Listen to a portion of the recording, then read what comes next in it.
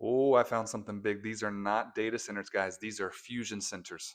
And then they proceed to tell you that you should just trust them and you should look it up. I'm tired of seeing this. So, this video is dedicated to understanding very quickly what is a data center? What is a fusion center? Is what's being built right now the same thing? Why it is not? Let's give a full breakdown. Let's go. First, let's give a couple quick definitions so we're working from the same starting point. A data center is a warehouse full of computer servers. Companies like Microsoft, Google, and Amazon build them to store data and run software at massive scale. A fusion center is a real thing. It is a government office where local, state, and federal law enforcement and all of their analysts share threat information with each other. There are about 80 of them that we know of in the entire country. Now, here are 4 reasons why the claim that these are the same thing just doesn't hold up if you literally just take a moment to look at it. Number 1, size. A fusion center fits inside an office building. The new data centers that are the size of multiple football fields running millions of computer chips, you can't hide an analyst office inside a server warehouse. Nor it doesn't, like, why would you? You don't need to. The scale alone kills this theory. Number 2, the money. Microsoft, Google, Amazon, XAI, Meta, all of them have spent hundreds of billions on this build out. All of it is in public filings that their shareholders can read. That capital went to computer chips and cooling systems because running AI at global scale burns more power than most cities. Surveillance budgets don't move like that in public documents. Why would they?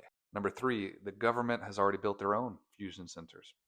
The NSA opened a $1.5 billion facility in Bluffdale, Utah in 2014, built specifically for signals intelligence. If they needed more storage, they would build more of those. They wouldn't ask Microsoft to quietly rename a warehouse. They don't need to. They don't need their permission. They don't need their money. Do you know how much money goes missing in black box funds or Pentagon funds? Right, guys? They don't need Microsoft to do that. Number 4, independent energy researchers have measured the actual power draw inside these data center facilities, and it matches what you would expect from large AI workloads that are running models and processing requests at planetary scale. A surveillance database just doesn't draw power like that. It doesn't need to. It's not built for that stuff. Now, what you should know if you don't is that the government legally can pull data from these facilities. FISA 702, the Cloud Act, those are both public laws, and tech companies with who are working on classified government contracts also have data access pipelines that most people don't think about. So that's published policy, though, that it's in plain sight. It's barely covered. So the next time you see one of these videos, you should ask one question: what document are they pointing to? A filing, a contract, a FOIA, document, a congressional report. If they're not naming at least one of those, then they're just pattern matching and view harvesting. They're not reporting. So you need to understand these things, that the surveillance story here is that if a data center is going to be used for surveillance, it's done publicly, right? It's done legally, right? You don't need to secretly build a massive facility with cooling systems and GPU chips and call it a data center and hide the fact that it's a fusion center. That's nonsense. You just go build fusion centers with your own slush funds and then let the public markets go build data centers for inferencing and storage. Guys, if you follow someone who made a video about 8 seconds long that said, these data centers are not data centers, they're fusion centers, and then they didn't talk about any of the things I just talked about, unfollow. Okay. Thanks to that brother, my friend, and thanks to you for tuning in today. That's me. Now, what is that feeling like? Well, you're holding on tight. But of course, if you let go, you're not going anywhere. The space station's moving 17,500 miles an hour, but so are you. But you look down, and some people get the fear of falling, and then they hold on real tight, which is a terrible, terrible mistake, because we call it spacewalking, but you're not walking. You're doing everything with your arms. So you can wear your arms out? Exactly. And you got like 7.5 hours to go. And that's bad. So you're out there for 7.5 hours? Yeah. Insane. When you're strapped to a space station that's floating around, you're just hanging by a cord. Yeah. They can prepare you for everything except for the visual. So when you are in the pool, you're staring at the pool wall. When you get up there and you see the whole earth below you. So what are you doing when you're out there? So if you're doing 7.5 hours worth of work, you're basically doing maintenance. So it's kind of like being a mechanic or a technician. But the suit is like so hard, it restricts everything you do because it's blown up to about 4 pounds per square inch. And so even just closing your fists takes work because the suit's like a balloon. It wants to stay like this. And so just closing your fingers takes effort. And over 7.5 hours, that gets really fatiguing. Your ability to raise up your shoulders is really limited. And I describe it as it's like trying to change the oil in your car while wearing a medieval suit of armor. It's hard. Oh man, okay. Myself, I don't believe that, but it's crazy. So is there a God? There is all that is. This is how we refer to what you call God. Everything is made of God. Existence itself is a self-aware intelligence. Everything is made of God. There's nothing else to make anything from. It is all that is. Can you tell me about creation? About how it all began? It didn't begin. Existence only exists. It is what is. It is not subject to the idea of time. Time is subject to it. So existence itself has no beginning and no end. I know that is sometimes a challenge to wrap human minds around, but nevertheless, that's the way it is. Existence has one quality, existence. It doesn't ever become non-existent because everything that will ever not exist already fills up non-existence. By its own definition, non-existence doesn't exist. That's its quality, to not exist. So that which exists cannot become non-existent. Oh man, the whole concept of Bashar really confuses me. 这是世界杯足球赛前2天巴西对日本的比赛，在这场比赛中，观众席里面镜头捕捉到一个奇怪的现象：巴西队的观众出现了一个双眼黑色的。等他意识到镜头捕捉到他以后，立刻还原成人的眼睛。自从美国公布外星人与飞碟的影片之后，外星人或许生活在人群之中，再度成为一个话题。大家对于影片的真实性是真的还是假？对于此事有什么看法？ And the guy does not look comfortable. It's like something is happening to him. He looks anxious, tensed up. Who is this? This might be the ideal robot shape. We think of robots that look like us as the future. But our body shape is based off of very specific needs like chasing food or reproduction. But robots don't need that, so they don't need to look like us. Scientists at Duke University ran over 1,500 simulations to try and determine what is actually the ideal shape for a robot that is energy efficient, resilient, and able to move over uneven terrain. So they focused on dynamic isotropy, or how symmetrical a machine can move the same way in all directions. Dynamic isotropy ranges from 0 to 1. Most robots today score around a 0.6, meaning they can move in some directions better than others. This robot with 20 legs, called Argus, scored a 0.91, which is really impressive. The exact layout shape is based off a dodecahedron, which, fun side note, is the same 12-faced shape as the Roman dodecahedron, which we still don't know what they used it for. The scientists noted that this is just a proof of concept, and not the final design for the optimal robot shape. Humanoid shapes will be good for replacing physical human jobs, like a manufacturing line that was designed off a person standing, but everything else could be more efficient and less creepy. Man, I think that design looks even more cool than the human ones. My boy said his smart TV came with a whole living room set. See, I knew you wasn't supposed to throw those away. Nah, for real though, if dudes wasn't trying to impress women, we all would be living like this.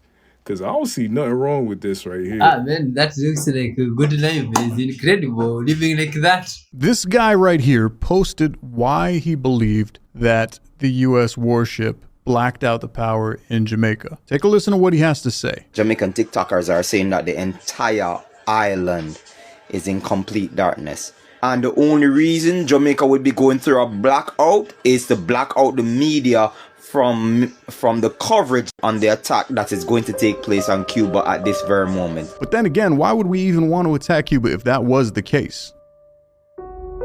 Cuba's government appears to be disputing a report it poses a drone threat against the U.S. Reports of a potential threat to our nation from Cuba. Axios is reporting the communist island nation is buying attack drones from Russia and Iran. This is the craziest part. He posted that video on June 6th. 2 days later. Well, Sandra, breaking moments ago, a magnitude 6.1 earthquake recorded off of the coast of Cuba. Right there off the coast of Cuba. 70 miles or so northwest of Cuba. Massive earthquake is felt in Florida. We are getting reports of a magnitude 6.1 earthquake hitting off the coast of Cuba just a few moments ago. That shaking of the earthquake could be felt here in South Florida as well as in Orlando and Tampa. Miami feels earthquake tremors? What? Did you guys hear about this earthquake that happened in Cuba? It's like a once-in-a-lifetime earthquake, apparently, because there's not like tectonic plates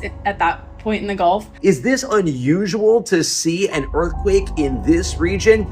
Yes, it is rare. This is the strongest earthquake ever recorded in the Gulf and felt right here in Florida. But I need the conspiracy theorists to come out and tell me, like, what else is going on.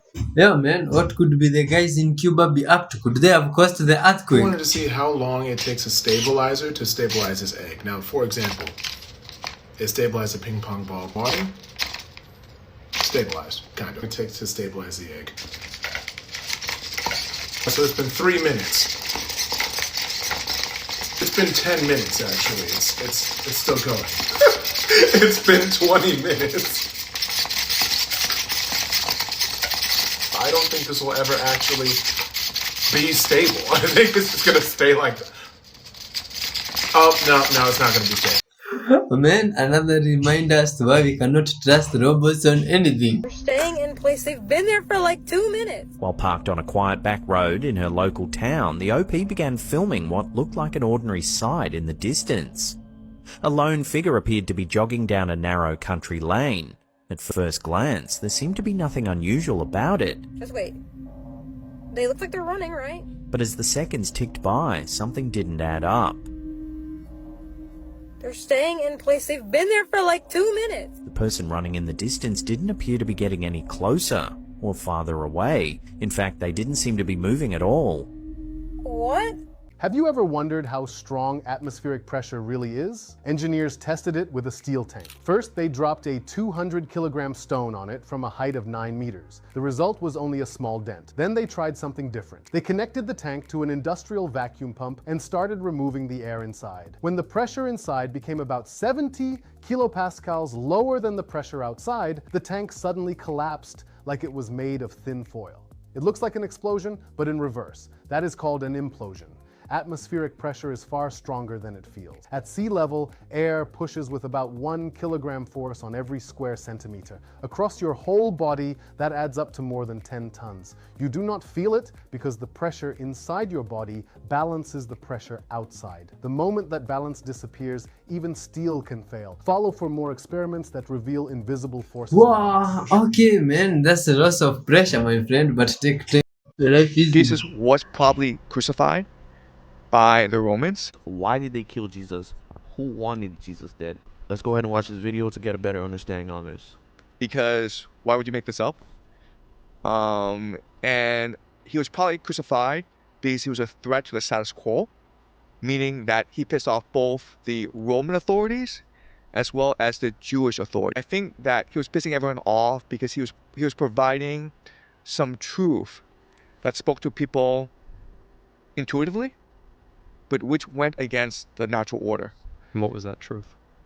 I personally believe that he was a religious genius who had an intimate connection with the divine and who believed something along the lines of Gnosticism, Hermetic philosophy. And the evidence for that is the Gospel of Thomas, which is probably the earliest record of his sayings. And people believe, some people believe, not everyone, but some people believe it actually precedes the Gospel of Mark, which was about 70. The Gospel of Thomas is actually not in the Bible. And if you just read the Gospel of Thomas, I think it actually aligns pretty closely with what we know to be authentic sayings from the other Gospels, including Mark and Matthew. If you read the Gospel of Thomas, it's clearly a Gnostic worldview. It's clearly believed that we're all divine sparks, and we're here to experience the world for what it is, to sort of suffer into pain in order to seek enlightenment. But we have to remember our true aspects if we are to truly seek knowledge and enlightenment. Otherwise, we become slaves to the system. Exactly what Jesus was teaching. You don't have to be a slave to society. You don't have to be a slave to the Romans. Just give yourself to the Creator. You don't have to be a slave no more. That was one of the reasons why they killed him, because he was teaching this and he was defying and going against what the Romans were teaching. Oh, my friend, it's very sad, this story of Jesus. Reason the secrecy is so entrenched. If you acknowledge that a UFO is real, man-made or ET, the first question is going to be, how is it operating? When that's asked, it will be answered, because we have the answers. And that's answered, it's goodbye oil, petrodollar, your public utilities, hydropower, solar, nuclear power, internal combustion engines in your car, jet engines, rockets, all of it, bang. Obsolete. And we're talking hundreds of trillions of dollars in commodities that are traded on the Chicago Board of Trade. You need coal, you don't need oil. So you can't have this subject come out without it also bringing out the sciences and technologies behind it, which is why they're desperate to keep it secret and to scare people with it and create all kinds of false flag things. When you're ready.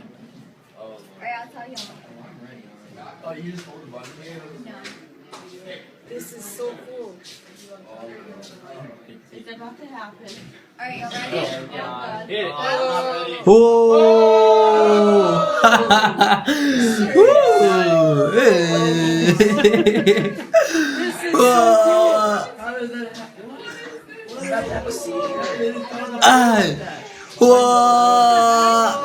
Is this thing spinning? I'm officially. Is it what? Alright, I can die now.